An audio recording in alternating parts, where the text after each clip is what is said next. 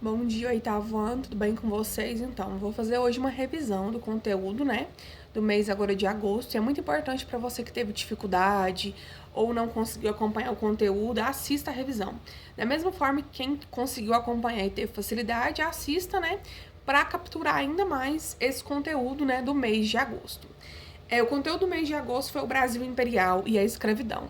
No século XVIII, aqui no Brasil, que é o Brasil Imperial, encerrou a escravidão com indígenas, Os portugueses justificavam que os indígenas eram lentos em trabalhos domésticos, não estavam acostumados para tal, tinha uma tendência a adoecer e a dizimar grandes grupos, e começa então a se intensificar no Brasil do século XVIII a escravidão com povos africanos, Então o que acontecia? Eles viriam através dos chamados navios negreiros, O primeiro vídeo fala sobre isso. Eles desciam, aqui no Brasil e começavam a trabalhar enquanto escravos de senhores que os compravam, Ou seja, havia um tráfico de escravos no Brasil e esse tráfico de escravos era muito intenso. O que acontece então? Um dos marcos que a gente pode pensar sobre essa escravidão no Brasil é que essa escravidão, ela deu, então, origem à miscigenação, A miscigenação dos povos tais como nós somos. O que é a miscigenação, então? É a mistura, genética de pessoas com características físicas muito distintas, O Brasil tem um tripé de miscigenação: o europeu, o indígena e o negro africano. O que isso significa, então? Que no Brasil é muito comum você ver pessoas com traços físicos, muito indefinidos, Aqui no Brasil não há como você garantir a sua descendência. Eu sou de descendência indígena, eu sou de descendência afro, eu sou de descendência europeia. Não há como, porque é uma miscigenação, Ou seja, é híbrido, Aqui no Brasil nós poderíamos falar que nós somos um povo misturado, e isso é muito intenso aqui. E isso, se intensifica no século XVIII com a vinda, mais frequente dos povos africanos para o Brasil. Existe um quadro que eu passei para vocês que ele retrata bem esse momento aqui no Brasil, que é os negros, servindo, os senhores brancos, e umas crianças, filhas de escravo que estão no chão, observando ali aquele almoço, aquele jantar, e os brancos jogam, pequenos petiscos para essas crianças, O que dá para entender que esse branco tratava essa criança quase como um animal doméstico, ou seja, a discrepância no trato social era muito grande, a qual acontecia aqui no Brasil.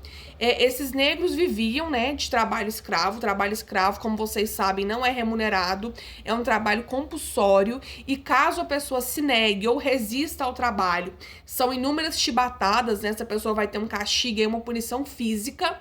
Sobre as resistências que os negros organizavam para fugir, essas resistências, em grande parte, elas não obtinham sucesso, uma vez que, por mais que esse grupo de negros se organizem e fuja, eles não vão ter para onde ir, uma vez que não há oportunidade de trabalho remunerado, outro senhor vai pegar ele vai ser assenhorado por outro senhor.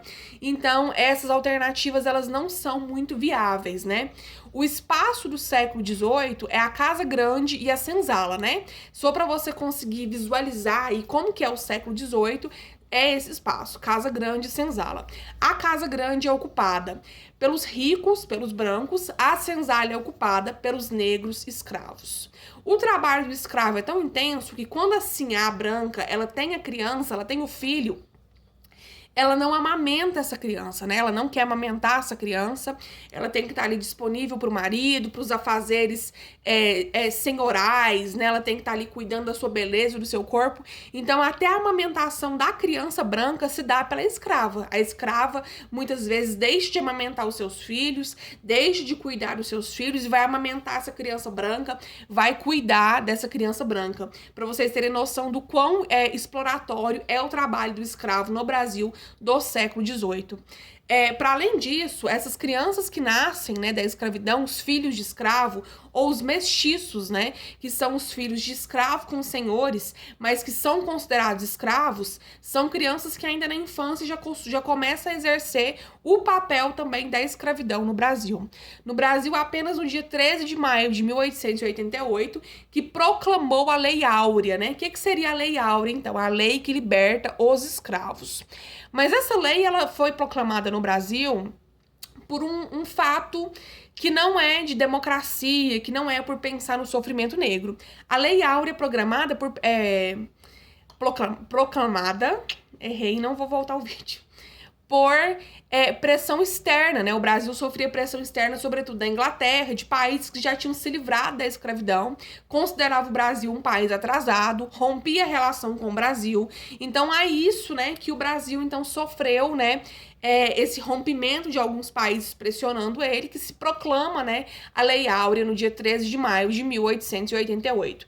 Ou seja, o Brasil saiu de um passado escravagista há mais ou menos 300 anos. Então, se você for fazer uma conta rápida aí, né, uma geração, então, você pode pensar que nesses 300 anos, o tataravô, o bisavô de alguns de vocês podem ter passado pelo processo de escravidão. Ou seja, a dívida que nós temos com esse passado não é nem uma dívida histórica, né? É uma dívida presente, é uma dívida muito recente. Porém, em 1888, Princesa Isabel proclama a Lei Áurea e esses escravos agora estão libertos. Mas ele vai para onde que esse escravo vai? Esse escravo, ele não teve acesso à escolaridade, ele não sabe fazer outra coisa, até porque não foi ensinado. Muitos desses escravos já nascem no berço da escravidão, crescem sendo escravos e não tem outra alternativa. Então, o que acontece, né? Esses escravos... Esses escravos, então, eles são libertos, mas essa liberdade deles é condicionada a não ter para onde ir. Então, muitos escravos, por escolha, decidem, né, continuar sendo escravo. E, na verdade, eu falo por escolha porque ele quer estar ali, mas ele quer estar ali porque não há outra alternativa para esse escravo. Esse escravo, ele teve um passado comprometido, então agora no presente ele não tem o que fazer, porque esses brancos usufruíram, né, dos privilégios que é ter um escravo, e agora esse escravo, ele tá aí à mercê, né, da vulnerabilidade social. Ele não tem para onde ir, então isso vai perdurar por anos, né? O escravo liberto que deseja continuar no lugar, deseja permanecer, porque não tem para onde ir, não sabe o que fazer. Ou seja, do ponto de vista, né, da democracia, do ponto de vista e da lei que protege os escravos, né, da Lei Áurea, ficou mais tranquilo pro senhor, né? Só favoreceu esses privilégios, porque agora, olha, o escravo tá aqui porque ele quer, não sou eu mais que obrigo, né? Lei Áurea existe, ele tá aqui porque ele quer. Mas na verdade o escravo tava lá porque não existia alternativa para ele por anos aí, né, de exploração escravagista no Brasil do século XIX. Meninos, é isso. Qualquer dúvida, entra no EO. Beijo.